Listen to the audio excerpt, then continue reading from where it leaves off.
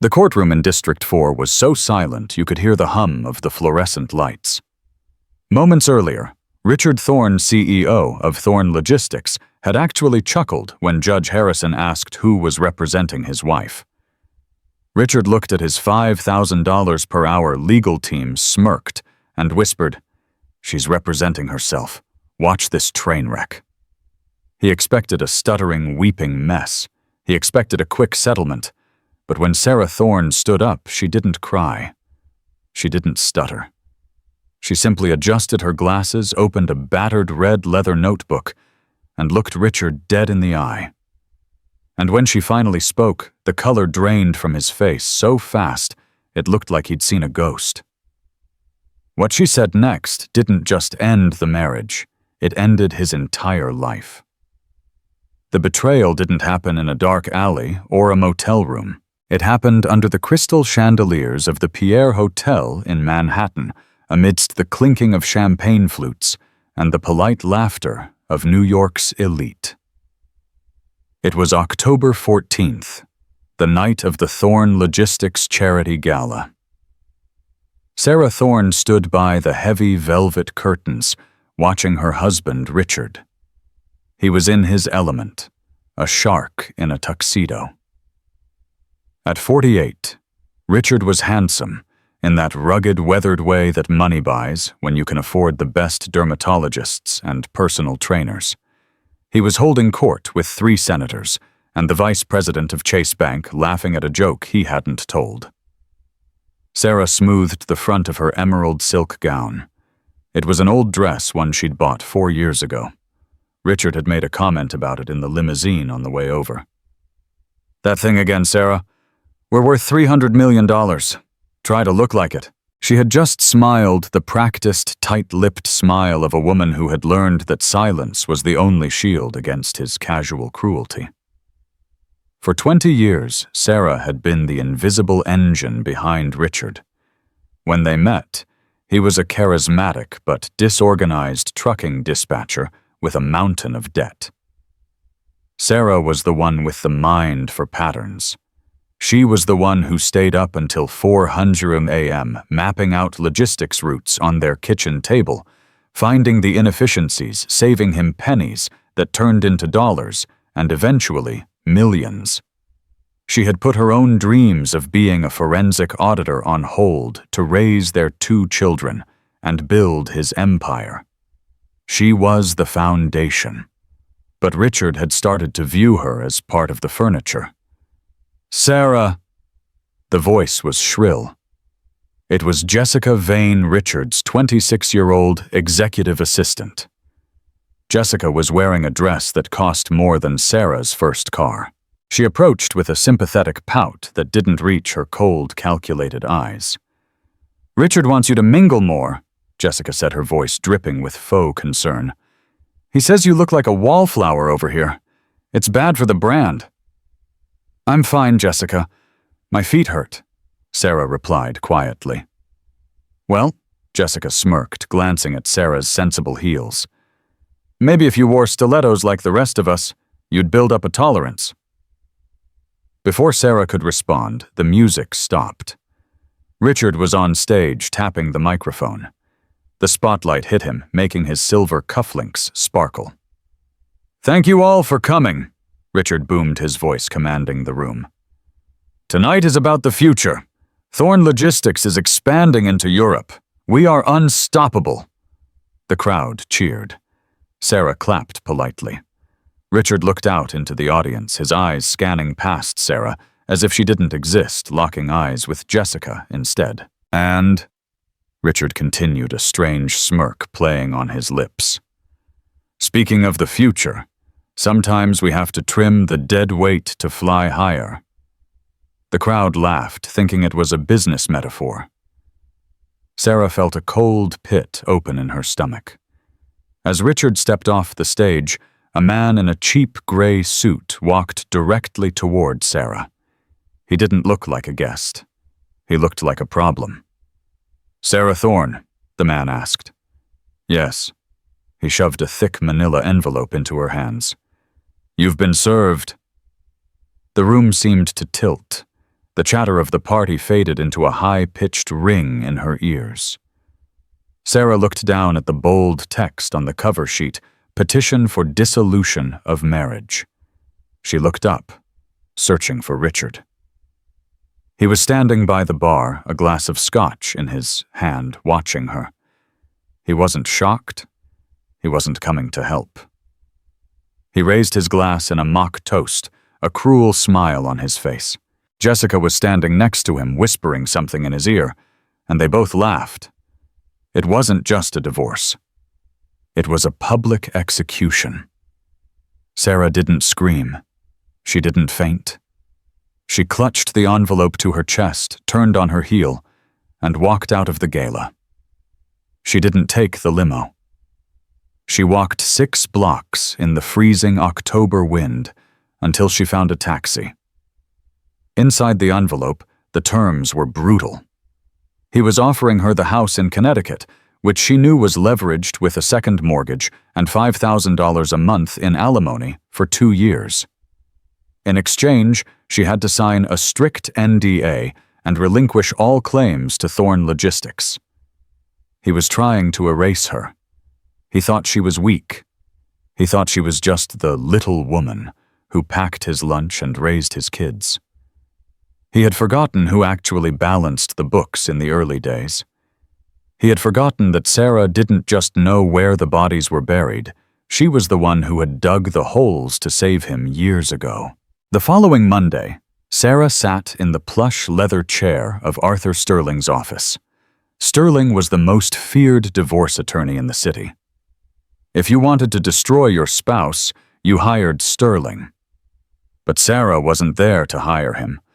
She was there because Richard already had. She was there for the meet and confer, a mandatory attempt at settlement before the court date. The conference room smelled of expensive cologne and intimidation. Richard sat at the head of the long mahogany table, looking bored. He checked his Rolex every 30 seconds. Beside him sat Arthur Sterling, a man who looked like a pit bull in a 3-piece suit. Sarah sat alone on the other side. Mrs. Thorne, Sterling began, sliding a document across the table.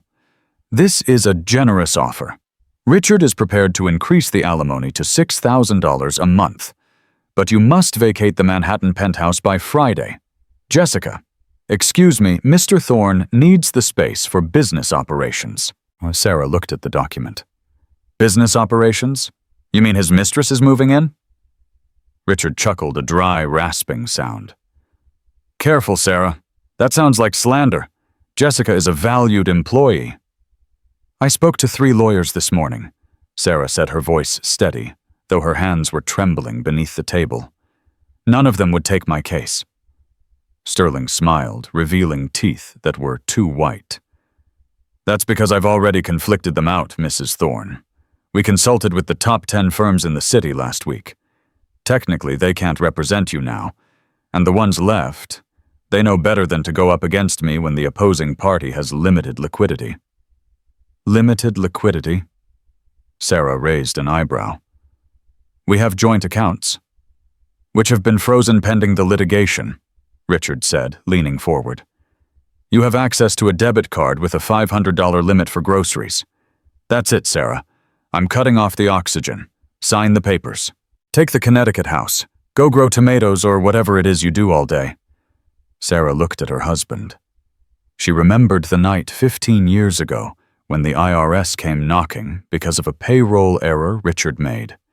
She had stayed up for 3 days straight, reconstructing the ledgers, finding the loophole, and drafting the letter that saved him from prison. She looked at his hands that were clean because she had kept them that way.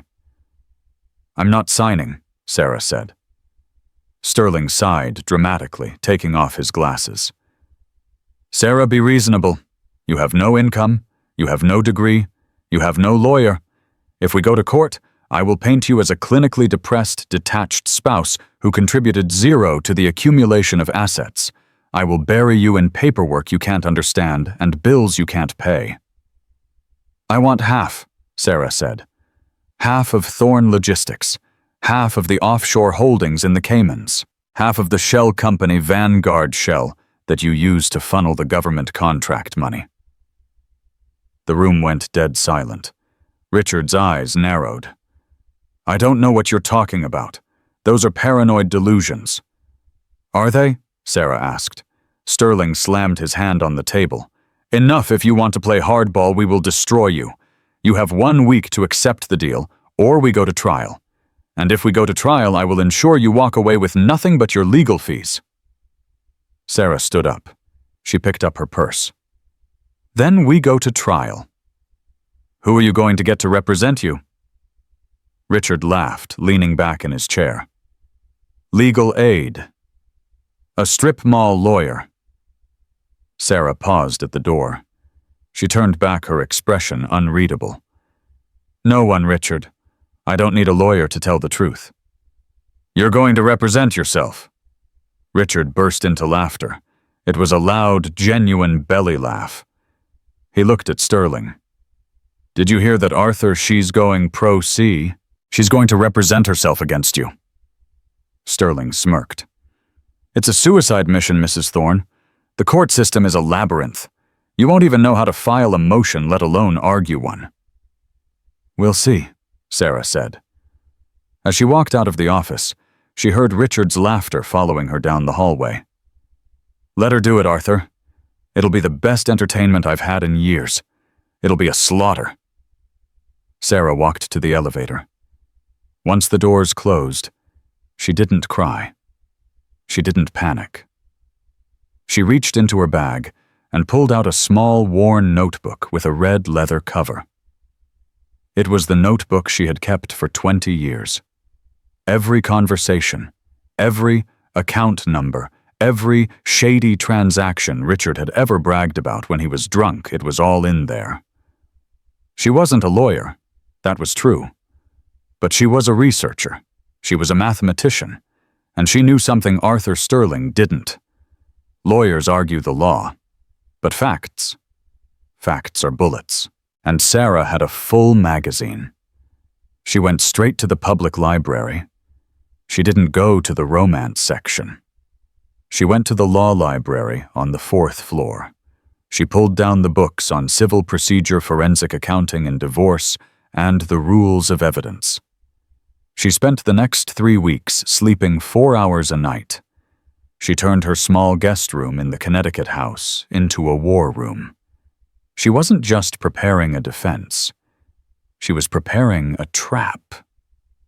The morning of the trial arrived. The sky was gray and heavy over the district court. Sarah arrived in a simple navy blue suit.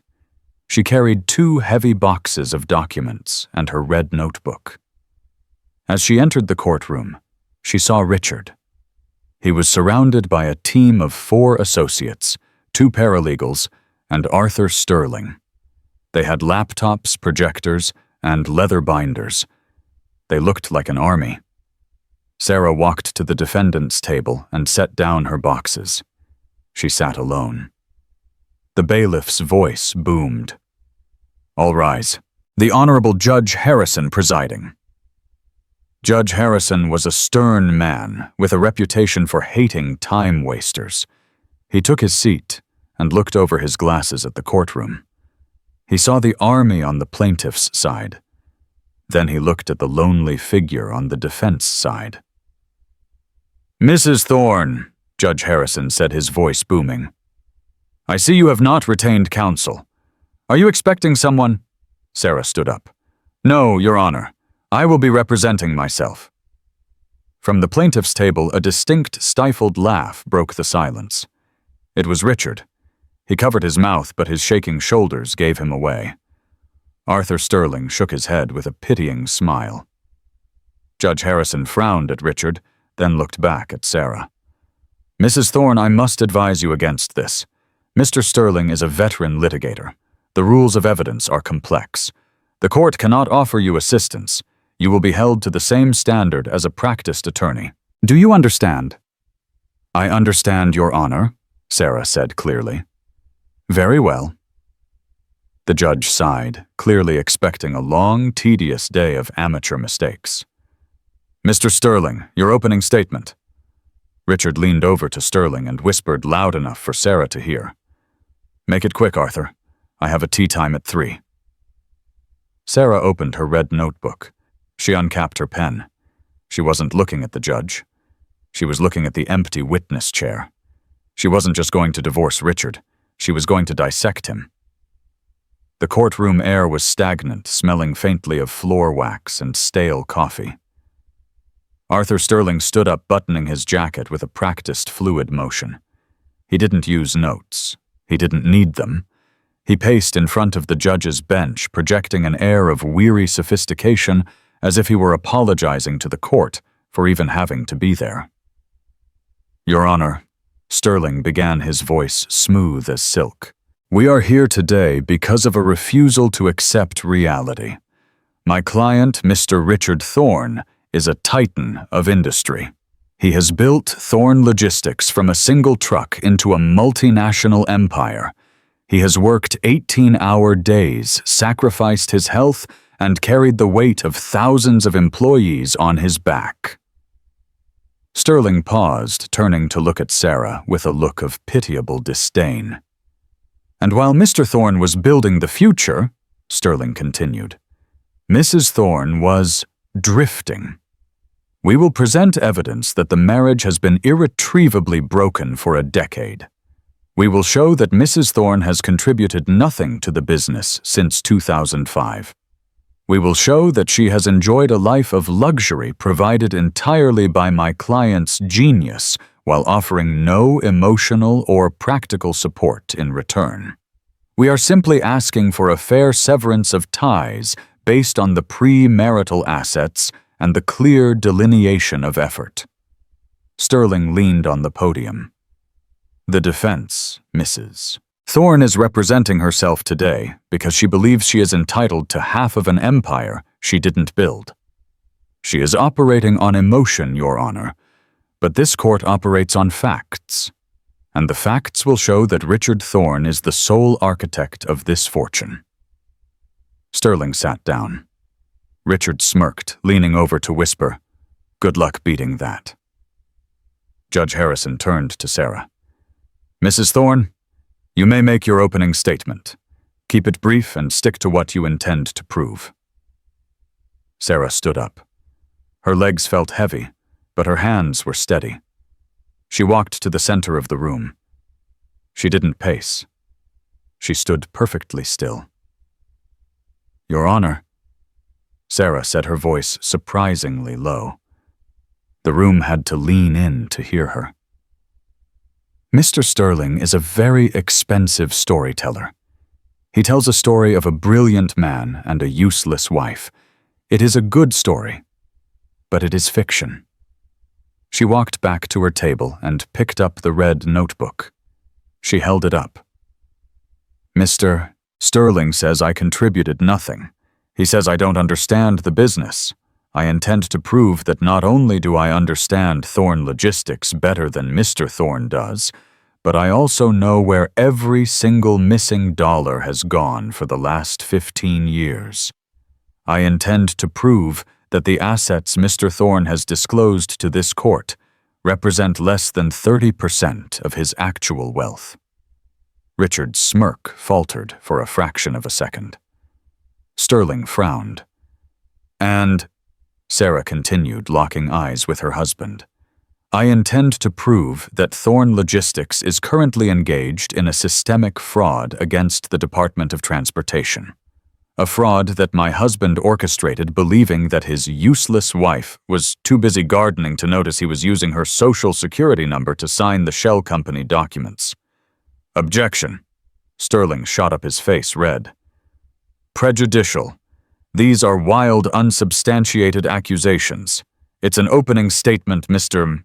Sterling. Judge Harrison said, his interest clearly piqued. He looked at Sarah with new eyes. Overruled. Proceed, Mrs. Thorne. I have nothing further for my opening, Your Honor, Sarah said. The evidence will do the talking. She sat down. The silence in the room was different now. It wasn't the silence of boredom. It was the silence of a predator noticing movement in the grass. "Call your first witness, Mr. Sterling," the judge said. "We call Richard Thorne," Sterling said, seemingly regaining his composure. Richard took the stand. He looked the part of the aggrieved billionaire. He answered Sterling's questions with charming humility. He talked about the stress of the market, the long nights, the burden of leadership. He painted a picture of Sarah as a ghost in her own home, a woman who spent her days shopping and her nights sleeping in a separate room. "Mr. Thorne," Sterling asked, "did your wife ever attend board meetings?" "No." Richard sighed. She found them boring. "Did she ever help with the accounts?" "Not since the early days, maybe 20 years ago, but she didn't understand the complexity of international shipping. I had to hire professionals." "And regarding your finances," Sterling said, handing him a document, "is this a true and accurate reflection of your current assets?" "It is," Richard said, solemnity. "It shows a net worth of $12 million largely tied up in illiquid stock options." "Thank you, Mr. Thorne," Sterling said. "Your witness." Judge Harrison looked at Sarah. "Mrs. Thorne, do you wish to cross-examine?" "Yes, Your Honor." Sarah stood up. She didn't take any papers with her. She just walked to the podium. "Mr. Thorne," she started using his formal title, "you stated you hired professionals because I didn't understand the complexity of the business. Who was the chief financial officer in 2018? Richard blinked. "Greg Myers." "And why was Mr. Myers fired in August of 2018? Richard shifted in his seat. He was incompetent. He made errors. Specific errors. Just general mismanagement." "Is it true," Sarah asked, her voice hardening, "that Mr. Myers was fired because he refused to categorize the purchase of a $4.5 million villa in Tuscany as a warehousing expense?" Sterling jumped up. "Objection, hearsay, lacks foundation. I have the email chain between Mr. Thorne and Mr. Myers right here," Sarah said, pulling a stapled packet from her box, "marked as Defense Exhibit A." The bailiff took the papers and handed them to the judge and Sterling. Sterling scanned the paper, his eyes widening. "Admitted," Judge Harrison said, looking at Richard. "Answer the question, Mr. Thorne." I don't recall that specific property," Richard stammered. "We look at hundreds of locations." "Let's move on," Sarah said, not letting him recover. "You claim your net worth is $12 million, and you listed your primary checking account as the one ending in 4490 at Chase Bank. Is that correct?" "Yes." "Do you have any other bank accounts, domestic or foreign?" "No. Everything else is a corporate account for the business." Sarah nodded slowly. She walked back to her table and picked up the red notebook. She opened it to a page marked with a yellow tab. "Mr. Thorne, what is the Blue Heron?" Richard's face went pale. It was instantaneous. The charming billionaire mask slipped, revealing pure panic underneath. He licked his lips. I don't know what you're talking about. Is that a bird?" "It's a limited liability company registered in the Cayman Islands," Sarah said, reading from her notes. "Incorporated on November 2nd, 2019. The signatory on the account is not you. It's a man named Julian Vane." Sarah paused. "Julian Vane. That would be the brother of your assistant Jessica Vane, correct?" I have no idea what Jessica's brother does," Richard said, his voice rising in pitch. "Then can you explain," Sarah said, pulling out a bank transfer record blown up on a large poster board she had propped against her table, "why Thorne Logistics transferred $350,000 a month every month for the last 4 years to Blue Heron Consulting for logistical support?" "Objection," Sterling yelled. This is proprietary business information. It's irrelevant to the divorce. It's entirely relevant, Your Honor. Sarah shot back, her voice finally rising, echoing off the mahogany walls. He is claiming he has $12 million. I am showing that he has siphoned off over $16 million into an account controlled by his mistress's brother in an attempt to hide assets from this marital estate. Judge Harrison looked at the poster board. He looked at Richard, who was sweating profusely under the collar of his custom shirt. Overruled, the judge said, his voice icy. Mr. Thorne explained the payments. It was consulting, Richard squeaked. Valuable consulting. For what? Sarah pressed. Blue Heron has no website, no office, no employees. And the bank records show that as soon as the money hits the Cayman account, it is transferred to a personal account at the Bank of Valletta in Malta. An account in your name, Richard. Sarah pulled out another document. I have the SWIFT codes. I have the account numbers. I even have the login IP addresses. Guess where the account was accessed from last night? The IP address matches the Wi-Fi at the Pierre Hotel, where you are currently staying. The courtroom gasped. It was a cliché reaction, but it happened. The stenographer stopped typing for a second, mouth open. Richard looked at Sterling, begging for help. Sterling looked like he wanted to crawl under the table. He had been ambushed. He realized then that his client had lied to him, and that the useless wife was a forensic genius. Richard stammered. No further questions for this witness at this time, Sarah said, closing her notebook with a snap that sounded like a gunshot. The lunch recess was a tense affair. Sarah sat in the cafeteria eating a sandwich she had brought from home. She saw Arthur Sterling arguing with Richard in the hallway through the glass doors. Richard was waving his arms. Sterling was rubbing his temples. They looked like a captain and first mate arguing over who steered the ship into the iceberg. When court reconvened, the atmosphere had shifted. Richard was no longer looking at Sarah with amusement. He was looking at her with hatred and fear. Mrs. Thorne, call your first witness, Judge Harrison said. I call Jessica Vane, Sarah said. The doors opened, and Jessica walked in. She looked less confident than she had at the gala. She was wearing a conservative gray suit, clearly chosen by Sterling to make her look like a professional rather than a mistress. But her eyes darted nervously around the room. Jessica took the oath. She sat down, avoiding Sarah's gaze. Ms. Vane. Sarah began, standing behind her table. How long have you worked for Thorne Logistics? 3 years, Jessica said, her voice tight. And what is your title? Executive Assistant to the CEO. And what are your duties? I manage Mr. Thorne's schedule. I book travel. I handle correspondence. Do you handle invoicing? Sometimes? Ms. Vane. Sarah walked around the table holding a document. I'm showing you Defense Exhibit C. This is an invoice from Vanguard Shell Corp. For $2.1 million regarding aircraft maintenance. Do you recognize this? Jessica squinted at the paper. I think so. We have a corporate jet. Yes, the Gulfstream G650. Sarah nodded. A beautiful plane. But here is the problem, Ms. Vane. I called the hangar manager at Teterboro Airport.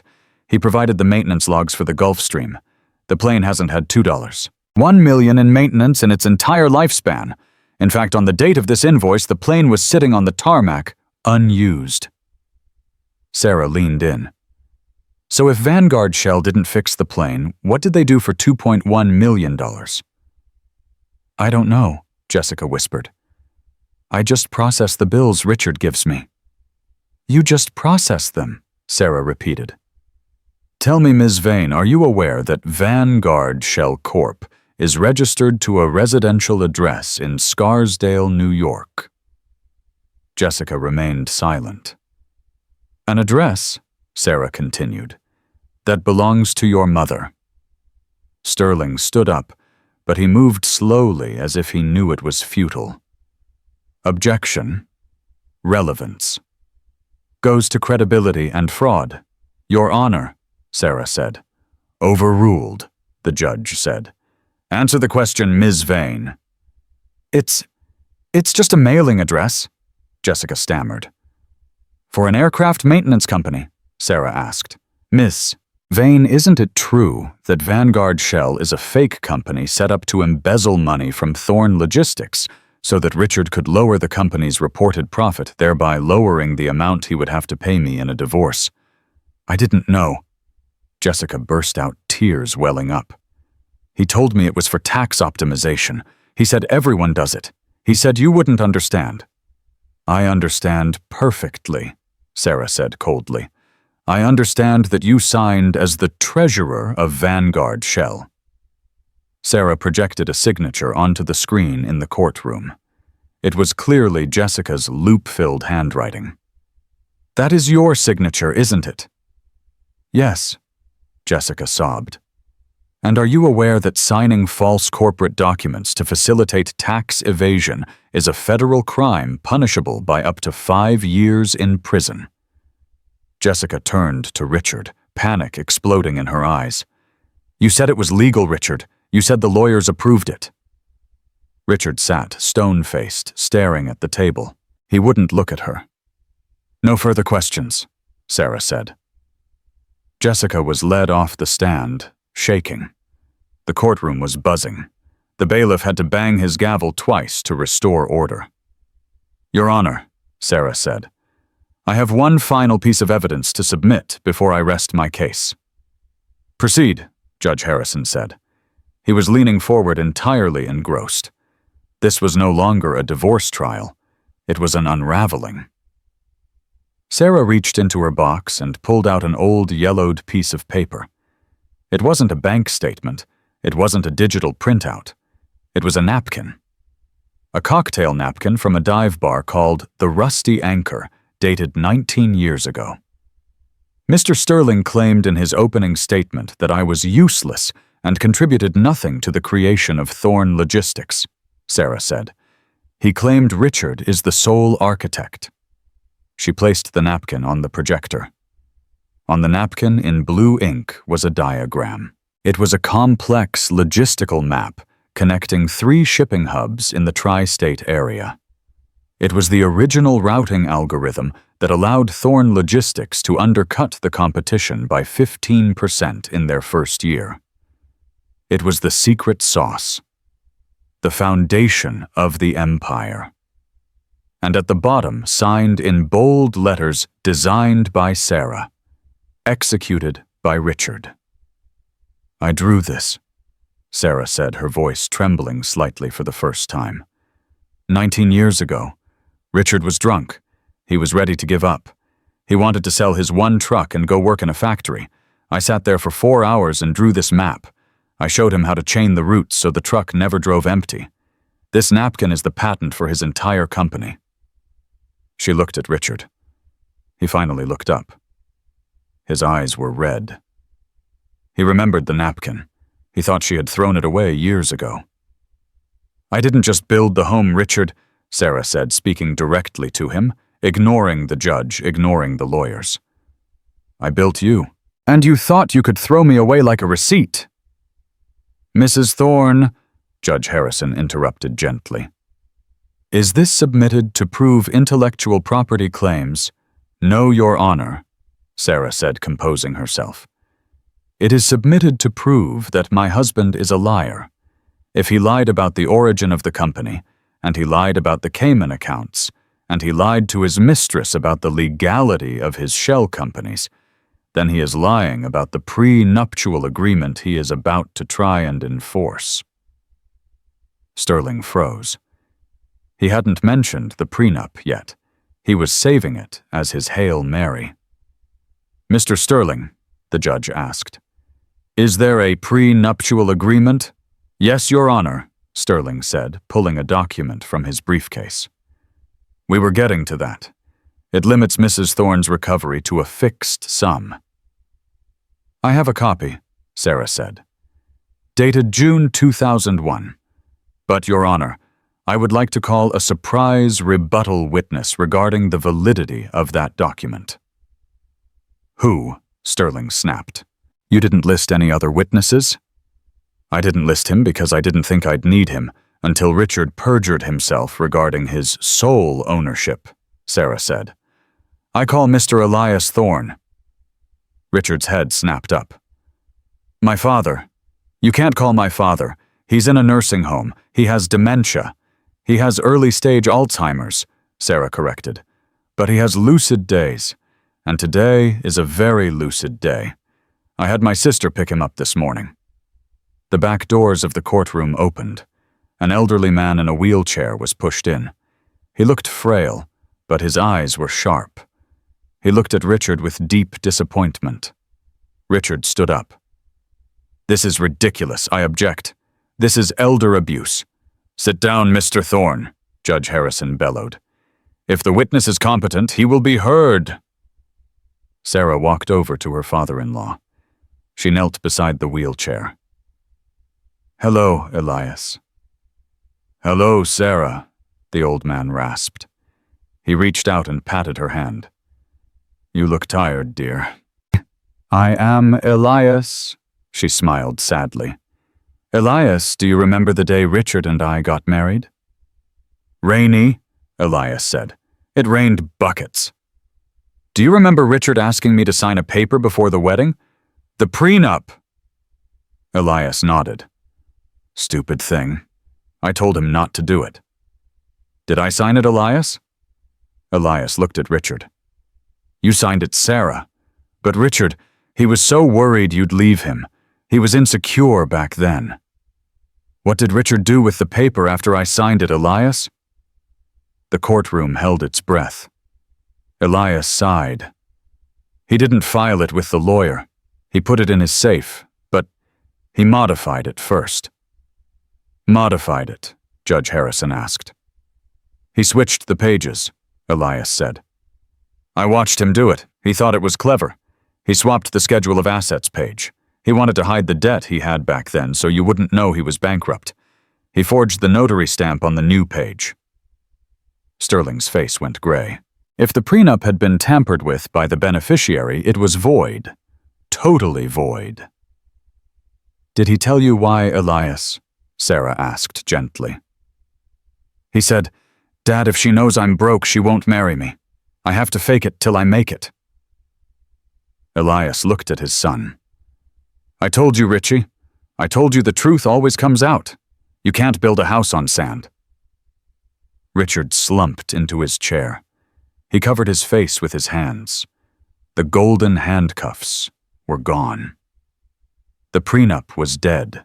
The fraud was exposed. The mistress had turned. Sarah stood up and faced the judge. "The defense rests your honor." The silence following Sarah's declaration that the defense rests was heavy, suffocating. It wasn't the silence of peace. It was the silence of a building demolition right before the charges detonate. Richard Thorne sat slumped in his chair, his face a mask of gray ash. His father Elias was wheeled out of the courtroom by the bailiff, shaking his head. He didn't look back at his son. That was the first dagger in Richard's heart. The second was Arthur Sterling packing his briefcase. "What are you doing?" Richard hissed, grabbing Sterling's sleeve. Sterling yanked his arm away, his eyes cold. "I'm preparing for the sanctions hearing, Richard. You lied to me. You suborned perjury. You forged documents. Do you have any idea what you've done? You didn't just lose a divorce case. You invited the federal government into your living room." "Sit down, Mr. Sterling," Judge Harrison commanded. "I am not done with you." The judge adjusted his robe. He didn't ask for closing arguments. He didn't need them. The evidence wasn't just clear. It was overwhelming. "I have sat on this bench for 22 years. Judge Harrison began, his voice low and vibrating with controlled anger. "I have seen bitter divorces. I have seen infidelity. I have seen petty squabbles over china sets and dog custody, but rarely Mr. Thorn, have I seen such a comprehensive, malicious, and arrogant attempt to defraud a spouse and this court. Richard tried to stand up. Your Honor, if I could just explain. You will remain seated. The judge's gavel cracked like a whip. You have explained enough with your lies. You claimed poverty while funneling millions offshore. You claimed your wife was a burden while she was the intellectual author of your success. You gaslit this woman for decades. The judge put on his reading glasses and picked up a pen. He began to write, narrating his order as he went. Regarding the pre-nuptial agreement dated June 2001, based on the credible testimony of Elias Thorn and the clear evidence of tampering, I hereby declare the agreement null and void ab initio. It is a worthless piece of paper. Sarah let out a breath she felt like she'd been holding for 20 years.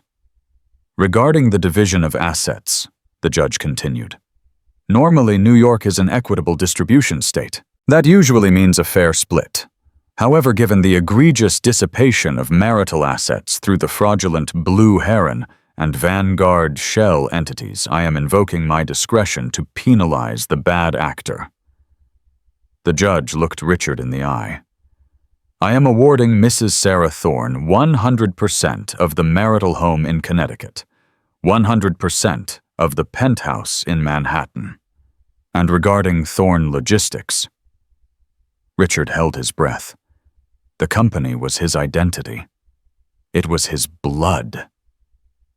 Because the business was built on Mrs. Thorn's intellectual property, as evidenced by Defense Exhibit D, the napkin, and because leaving Mr. Thorn in control would likely result in further criminal looting of the company's assets, I am ordering the immediate transfer of 65% of the voting stock of Thorn Logistics to Sarah Thorn. You can't do that, Richard screamed, leaping to his feet. It's my company, I built it. She can't run a logistics empire. She's a housewife. Bailiff, the judge warned. 2 uniformed officers stepped closer to Richard. The remaining 35%, the judge continued, ignoring the outburst, will be placed in a blind trust to be managed by a third-party administrator until the IRS and the Department of Justice have concluded their investigations. Mr. Thorn, you are hereby removed as CEO effective immediately. You are barred from entering the corporate offices. You are barred from accessing any company bank accounts.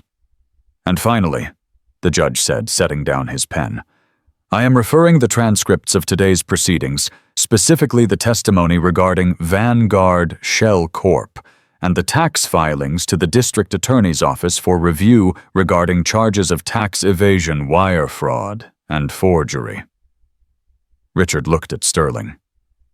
Do something. Sterling looked at the judge. Your Honor, my client requests a 24-hour stay to get his affairs in order. Denied, Judge Harrison said. Given the evidence of offshore accounts and a private jet, the court considers Mr. Thorn a significant flight risk. Bailiffs take Mr. Thorn into custody pending a bail hearing. The sound of handcuffs ratcheting shut echoed through the room. Richard Thorn, the man who had laughed at the idea of his wife representing herself, was spun around by a bailiff. His expensive suit jacket was bunched up. His hands were behind his back. He looked at Sarah. He looked for fear, or regret, or love. He saw none of it. Sarah was packing her red notebook into her bag. She stood up, smoothed her skirt, and looked at him. Sarah, Richard choked out, his voice breaking. Sarah, please, don't let them take me. I'll give you whatever you want. We can fix this. Sarah walked over to the railing.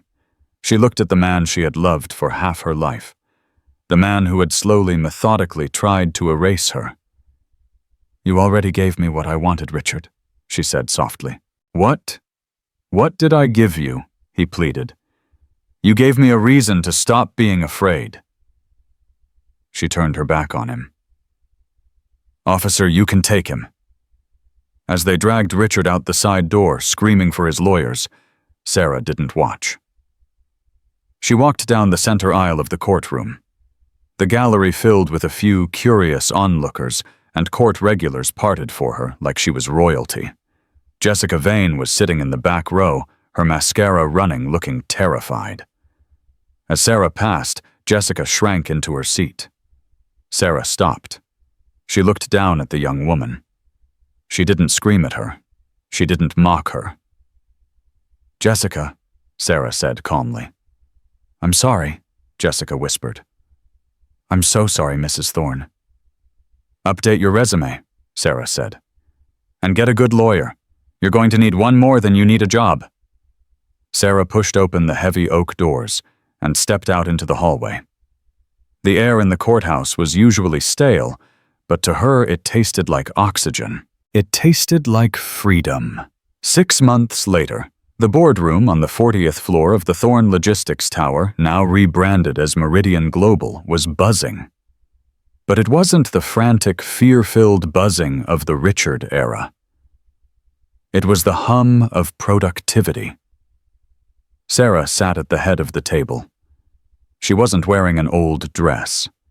She was wearing a tailored cream suit that screamed authority. Her hair was cut in a sharp, modern bob. "Okay, let's look at the European expansion routes," Sarah said, tapping the tablet in front of her. The new CFO, a woman named David Chen, whom Sarah had poached from Amazon, nodded. "The new algorithm you implemented for the fuel surcharges saved us 12% in Q1, Sarah. The shareholders are ecstatic. The stock is up 40% since the takeover." "Good," Sarah said. "Let's reinvest half of that into the driver pension fund. Richard gutted it for years. I want it fully funded by Christmas."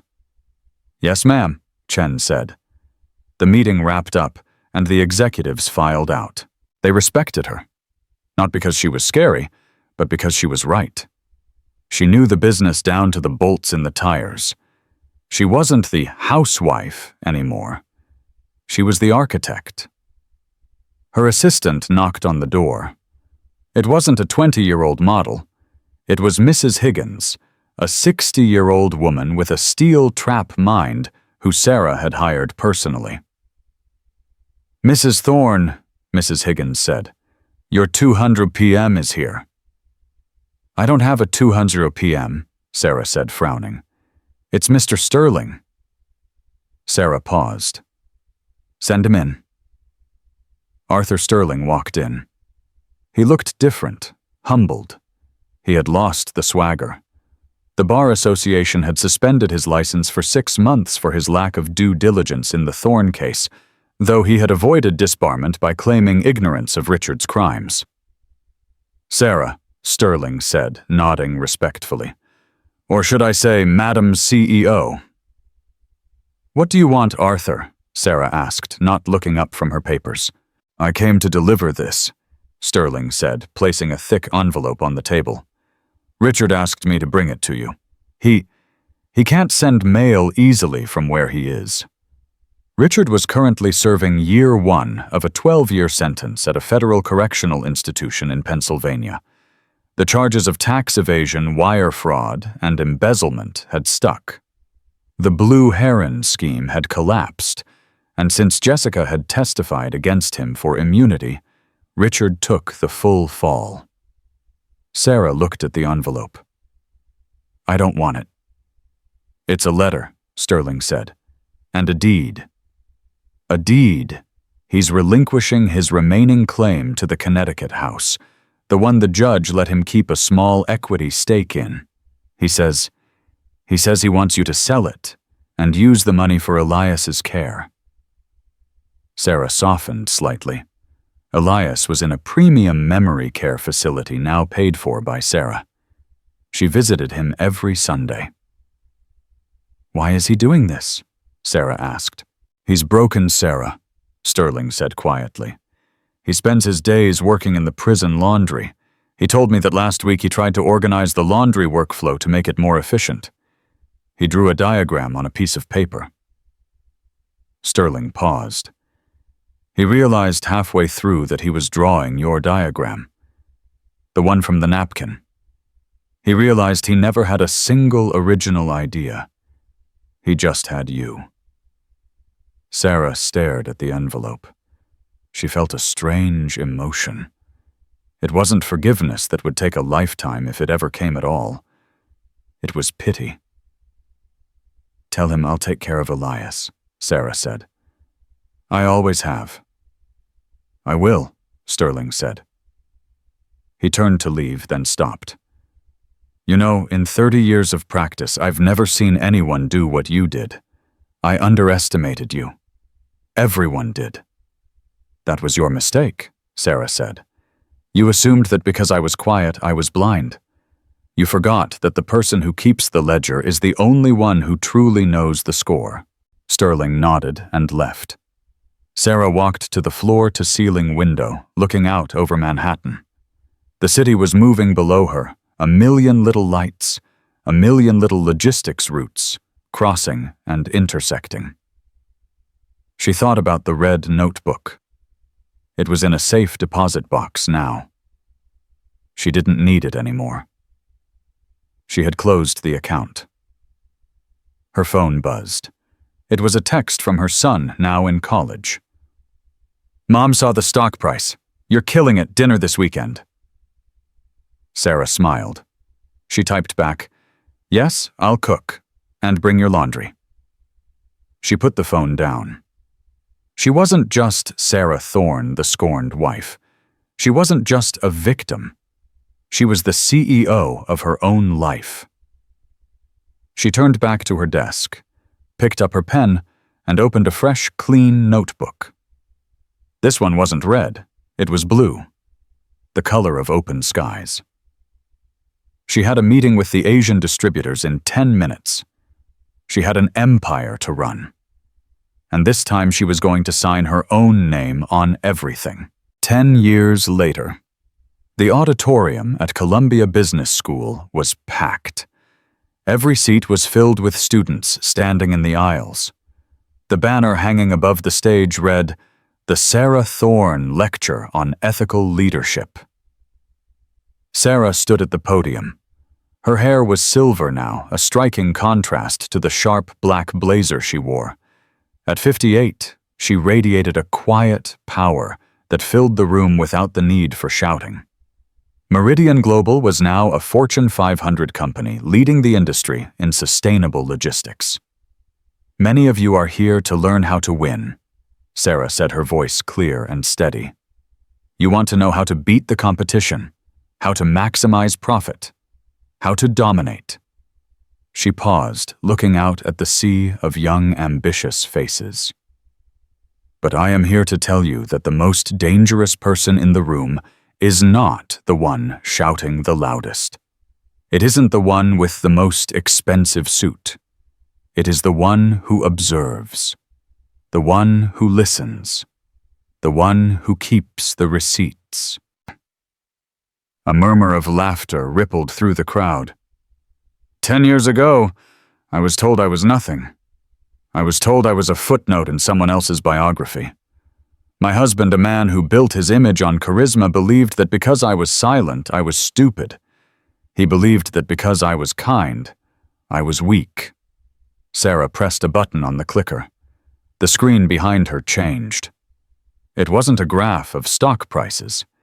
It was a picture of a framed napkin, the original napkin from the Rusty Anchor. It now hung in the lobby of her headquarters. "This is where it started," she said. "Not in a boardroom, but on a napkin. And it ended in a courtroom with a red notebook." She took a sip of water. "My ex-husband was released from federal prison last month," she continued. The room went deadly quiet. "He lives in a small apartment in Ohio now. He works at a hardware store. He sends me a letter once a year on our anniversary. He doesn't ask for money. He just apologizes. He writes that he spends his days thinking about the moments he laughed at me, realizing now that he was laughing at his own guardian angel." Sarah leaned forward, gripping the podium. "Do not mistake silence for submission. In business and in life, the truth is your only real asset. You can fake confidence. You can fake wealth, but you cannot fake the ledger. Eventually, the math always checks out. She closed her folder. Be the person who does the work, not the person who takes the credit. Because when the music stops, and it always stops, the one holding the truth is the only one left standing. The applause started slowly, then swelled into a thunderous standing ovation. Sarah watched them, a small, satisfied smile playing on her lips. She didn't need the applause. She hadn't done it for the fame. She had done it to prove that she existed. As she walked off the stage, her phone buzzed. It was a notification from the bank.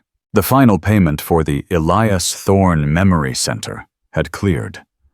Her legacy wasn't just a company. It was a promise kept.